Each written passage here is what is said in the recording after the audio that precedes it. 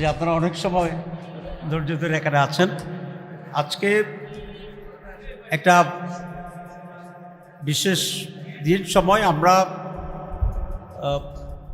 দুই দল দীর্ঘ সময় ধরে বর্তমান পরিস্থিতি এবং অন্যান্য বিষয়ে আলোচনা করেছি। আলোচনায় কয়েকটি বিষয় আমাদের সামনে আসছে। এক হচ্ছে সার্বিক বাংলাদেশের পরিস্থিতি, আমাদের ঐক্যমত্য কমিশনের যে সমস্ত বিষয় আলোচনা হচ্ছে সেগুলো, এবং আমরা যে পিআর সিস্টেমের কথা বলেছিলাম সেই প্রপোর্শনাল রিপ্রেজেন্টেশনের ব্যাপারে আমরা কথা বলেছি, এবং স্থানীয় সরকার যে নির্বাচন জাতীয় সরকারের আগে সেই নির্বাচনটি সম্পন্ন হওয়ার ব্যাপারে আমরা কথা বলেছি, এবং এই সকল বিষয়ে আমরা দুই দল ঐক্যমত্য পোষণ করেছি, এবং সামনের দিনগুলোতে কিভাবে এসব কিছু অর্জন করা যায় সে সমস্ত কৌশলগত বিষয়ে আমাদের মাঝে মত বিনিময় হয়েছে। আমরা এই বিষয়ে একমত হয়েছি যে এই আলোচনা সামনে অব্যাহত থাকবে, এবং যে সমস্ত বিষয়ে দুটি দলে ঐক্যমত্য পোষণ করেছি সেগুলো অর্জনের জন্য যে সমস্ত কৌশল এবং কর্মসূচি নেওয়া দরকার আমরা গেজুয়ালি সে সমস্ত কর্মসূচি গ্রহণ করব, এবং এই আলোচনাকে অব্যাহত রেখে যাতে করে আমরা একটা সফল এন্ডিংয়ে যেতে পারি সেই ব্যাপারে আমরা ঐক্যবদ্ধভাবে কাজ করি।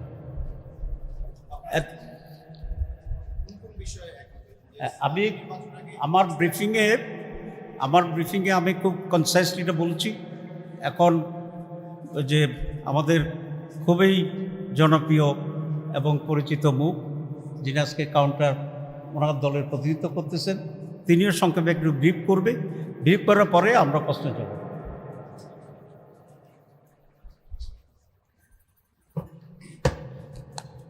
বিসমিল্লাহির রহমানির রহিম।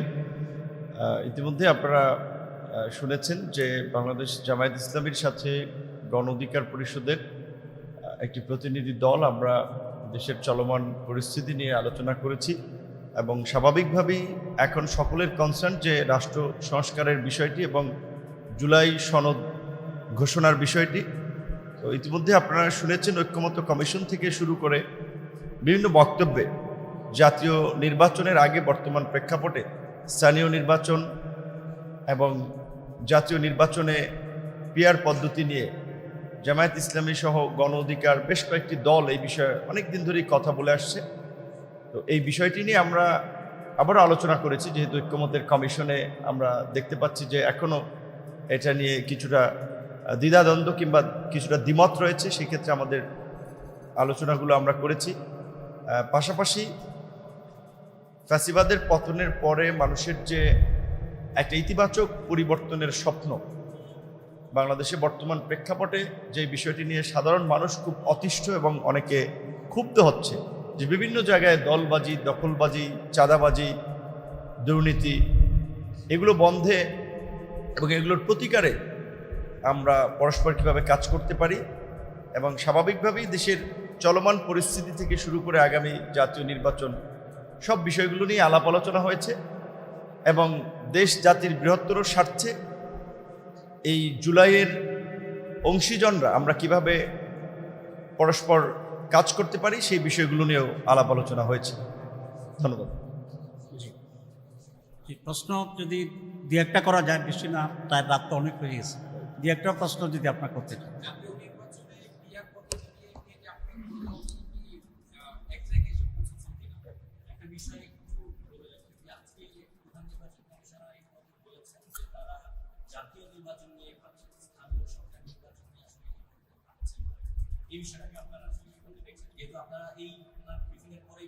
জি, আমরা আগামী নির্বাচনে পিআর পদ্ধতির ব্যাপারে আমরা একমত হয়েছি, আমরা দুই দলে একমত হয়েছি, এবং সেটা অর্জনের জন্য আমরা সামনে আরও ভূমিকা রাখব।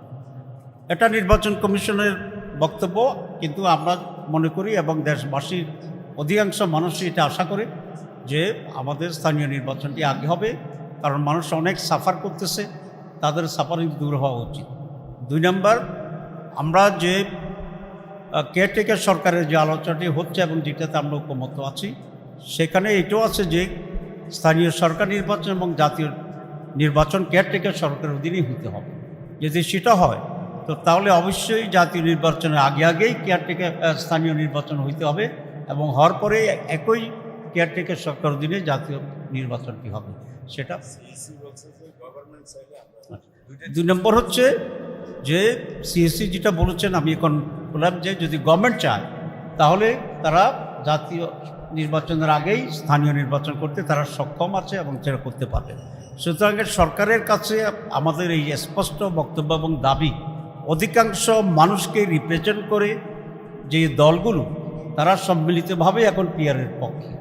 সুতরাং এটাকে কনসিডার করি আমি মনে করি সরকার আগামী নির্বাচন পিআরের মাধ্যমে করবেন, এটা আমরা আশা করি। এবং না হলে সেটা আদায় করার জন্য আমরা কনস্ট্রাকটিভলি আমরা প্রচেষ্টা চালিয়ে যাব ইনশাআল্লাহ। জি, আত্মপ্রশ্ন মৌলিক প্রশ্ন তো একটা দুইটাই। ওকে, থ্যাংক ইউ।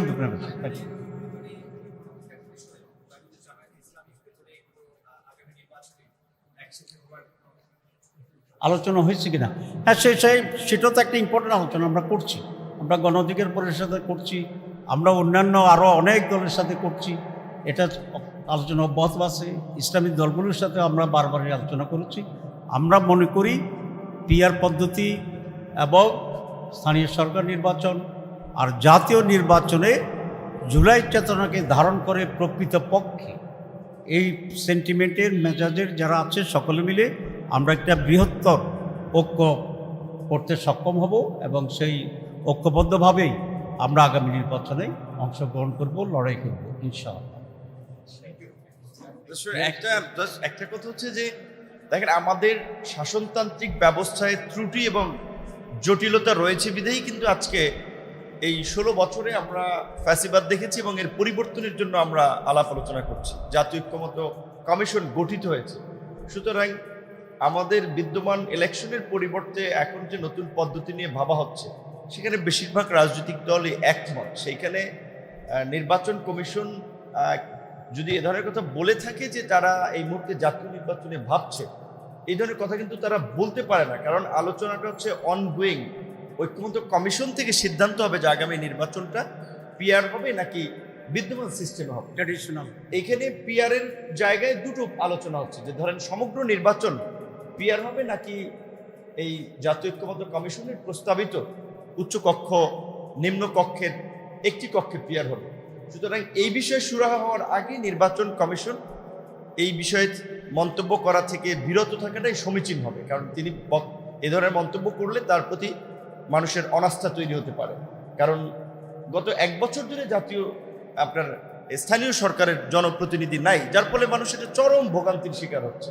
এবং আপনারা লক্ষ্য করছেন যে সরকারের উন্নয়ন কর্মকাণ্ড মানুষের সামনে যেভাবে দৃশ্যমান হওয়া দরকার, নির্বাচিত প্রতিনিধি না থাকার ফলে সেটিও হচ্ছে না।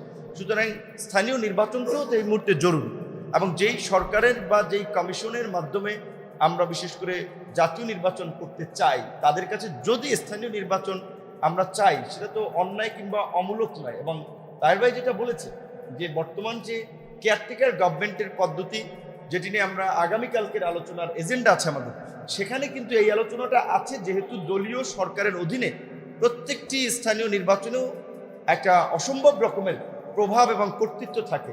সরকার গঠনের পর প্রশাসন কার্যত তার নিয়ন্ত্রণে চলে। সেই জায়গা থেকে এই কেয়ারটেকার সরকারের সময় আপনার লোকাল গভর্নমেন্টের ইলেকশনগুলো করার বিষয় নিয়েও কিন্তু আলোচনা আছে। সুতরাং সেই জায়গা থেকে স্থানীয় নির্বাচন তো এই গভর্নমেন্টের বা এই সময় হতে পারে, নির্বাচন কমিশনকে সেটিও ভাবতে হবে। ধন্যবাদ। জি, ধন্যবাদ। আমরা ইনশাআল্লাহ শেষ করি।